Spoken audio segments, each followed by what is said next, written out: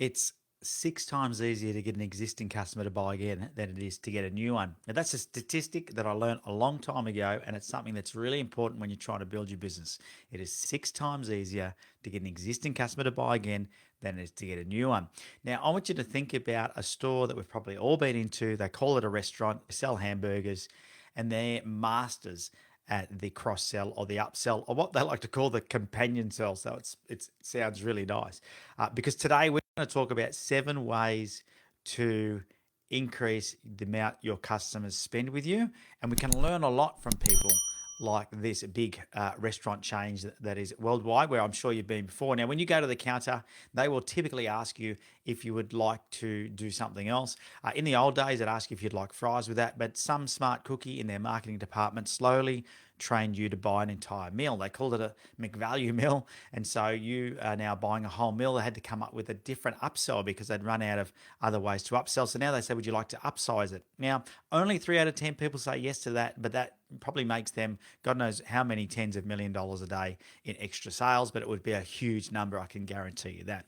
So in your business, what you want to think about is, how do I go about implementing strategies that are going to help me to increase how much each customer spends with me?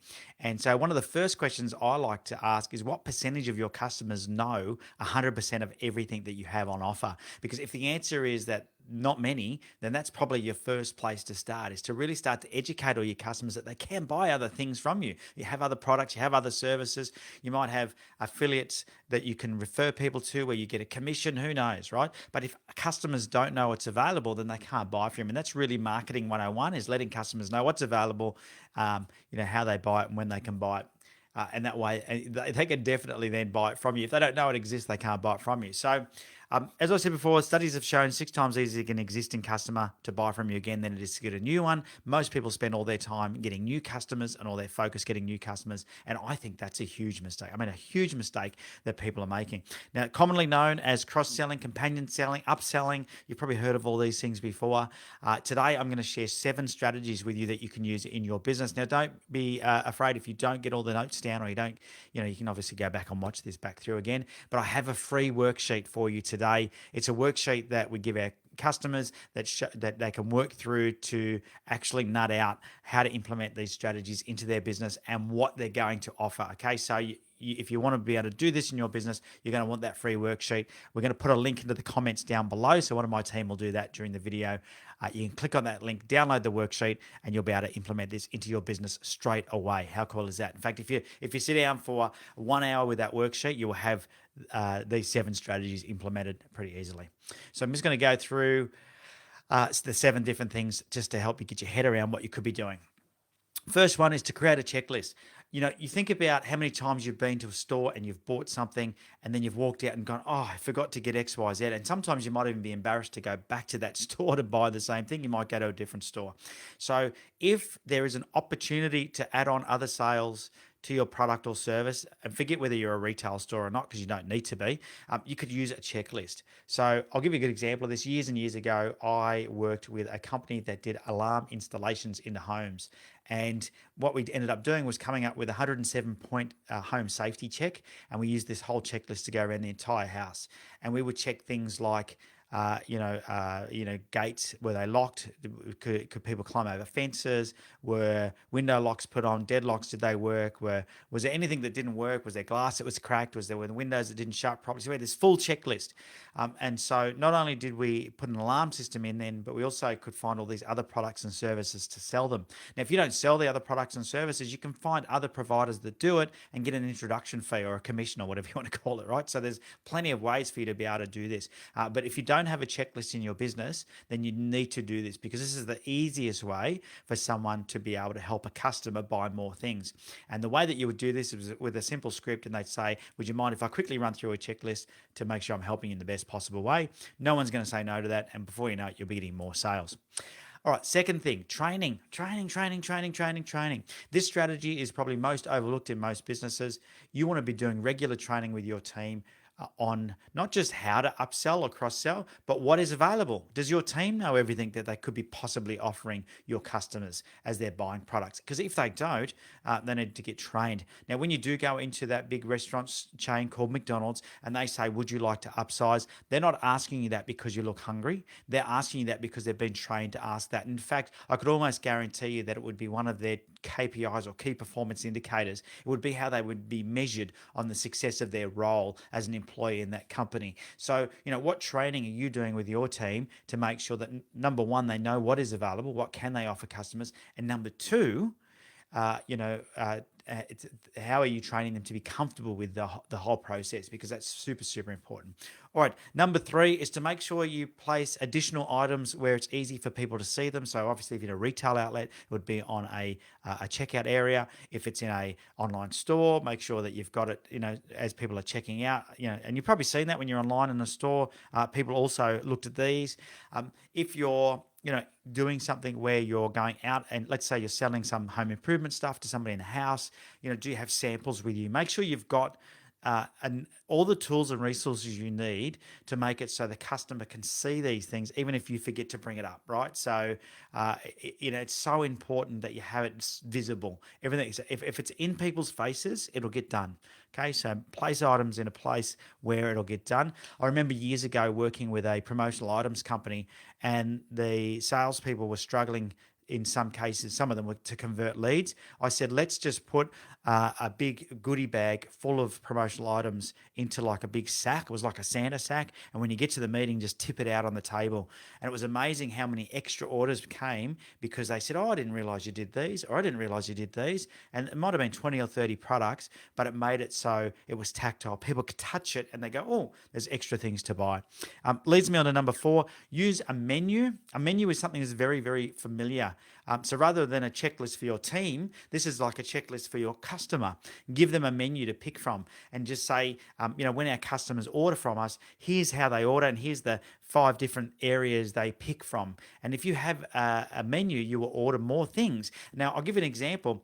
I just bought myself a stand-up paddleboard for my birthday and I bought it online. And I saw the prices. Yeah, that's pretty reasonable. When I went into the cart and I placed the stand-up paddleboard into the cart, it then said, would you like to upgrade to the carbon paddle? It was an extra $199. And I went, tick, yes. Then it said, would you like the protection pack? It includes this, this, this, this, and this. And I went, tick, yes. So it was like a menu of items that I got to pick from.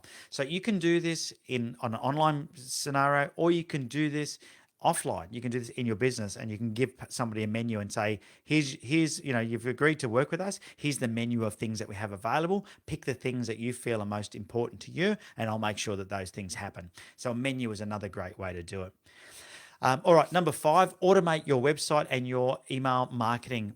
So you can automatically do this, right? So one of the things is if you have a customer buy from you, online, if you are using a website for online transactions, and you should have some sort of automation where it then offers other products or services at checkout or before checkout when I'm placing things in my cart. All the time you want to be putting suggestive things in front of them that you think they might be interested in. Now, of course, it's got to be related. They've got to be able to relate it to the product that they're purchasing or the problem that you're currently solving. But you want to make sure that whatever you're doing is in their face all the time. So as they're buying things, you've probably seen this before as you've gone through the checkout websites. People who bought this also bought this, or people who looked at this also looked at this thing. Always automate as much as you can because the less you can rely on human beings, the less errors that will happen. As humans, we get busy, we forget to do things, we'll make excuses, we get uncomfortable, we have comfort zones, we worry about what people think of us. Computers don't think like that, they don't care. That's why robots one day will take over the world. That's a whole nother live video. All right, that leads me to strategy number 6, and that is use email and text messaging. So if you're not using an online store, you might be going, but Ben, how do I use this in my business? Well, as soon as somebody buys something from me, there's no reason why I can't send you an email with other products or services that you could buy. There's no reason why I couldn't send you a text message automatically with other products and services that you could buy. And once again, it doesn't have to be the same product or service that I sell. It could be an affiliate partnership. It could be somebody that I introduce people to and that I get commissions for, like a joint venture or a strategic alliance. So, think about how can I automate it so when someone buys from me, and they pay me, that triggers an automatic email to say, did you think about these 5 things? Congratulations on your new XYZ. Did you think about these things? Now, we've seen this happen time and time again in a lot of different industries. If you've ever bought a new car, I guarantee you that you then get introduced to the person that does the paint protection, the tinting, the mag wheels, the accessories, the floor mats, the blah, blah, blah, blah, blah. The reason they do that is because 3 out of 10 customers will spend a couple of $1,000s. So you can replicate that in your business automatically, okay, with email or text messaging. Very easy to do. If you have a good CRM program, and most CRMs will have marketing automation, you can just make this happen automatically. Strategy number 7 is a no-brainer. There's an old saying that says you can't manage what you're not measuring. And you know yourself, if you're getting on the scales every day at home, you'll probably lose weight because you don't want to see the number going in the wrong direction. So in your business, you should be measuring your average dollar spend. That is how much each customer spends with you per transaction on average. And if you're measuring that and you make that something that's in the forefront of your mind or the forefront of your team's mind, then that number will continue to increase because you're focused on it. Okay, so that's strategy number 7. Now, if you want the free worksheet on how to implement these 7 things into your business, along with there's an ideas prompter in there for you to come up with all the different products and services that you should be offering. So there's a tool in the workshop that will help you do that, because that's where so many people get stuck. And I guarantee that if you download this worksheet, that in the next 1 hour after starting it, if you set aside an hour, let's say 2 hours just to be safe, you will come up with all 7 strategies, and you'll be able to implement these in your business immediately to start seeing results today. The link is down in the description for you to be able to download that worksheet and start selling more to your customers. And you want to help your customers, right? So you may as well sell them everything they're going to buy from somebody else. You may as well do it. Get their wallet share. All right. Once again, thanks for tuning in. If you've enjoyed the video, make sure you smash the like button. Leave your comments down below if you've got any other questions, and let me know what was the number 1 strategy that you've used in your business to get your customers coming back and spending more with you. All right. I've been Ben Futrell. Take care. Talk to you next time.